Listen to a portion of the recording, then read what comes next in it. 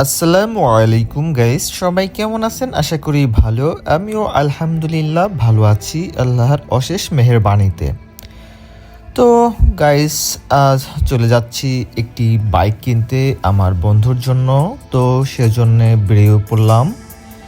দেখেন বন্ধুরা, ওরা অন্য বাইকে আছে, আমি এবং আমার আরও একটি ফ্রেন্ড আমার বাইকে যাচ্ছি।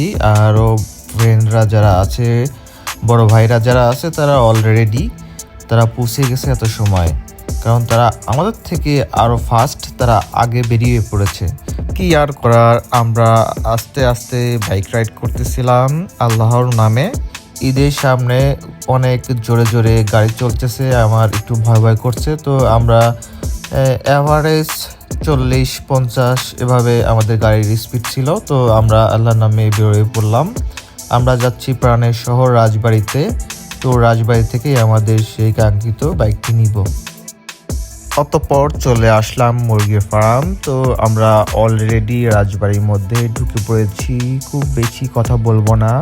এরপরে আমরা সরাসরি চলে যাব আমাদের সেই কাঙ্ক্ষিত শোরুমে। আমরা শোরুম থেকে কোন বাইকটি নিচ্ছি সেটা কিছুক্ষণ পরেই দেখতে পারবেন।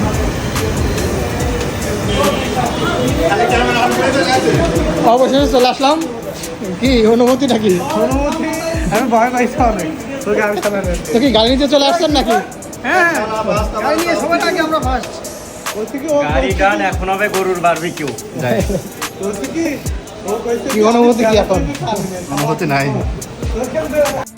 আসলে আমরা যে বাইকটি নিব সেটা গতকাল রাতেই আমরা ঠিক করে গিয়েছিলাম। আমরা পরের দিন সকালে আসলাম নিতে। তো টাকাগুলো আমার কাছে ছিল, বন্ধুকে দিয়ে দিলাম যে নে, আর না হলে আমি এটা নিয়ে যাই, আমি আর একটা বাইক কিনি। তো সকলেরই বাইক কেনার অনেক ইচ্ছা থাকে। তো কি করার পরে বন্ধুর কাছে টাকা দিলাম যে তুই টাকাগুলো পে কর। তো ও টাকাগুলো পে করলো।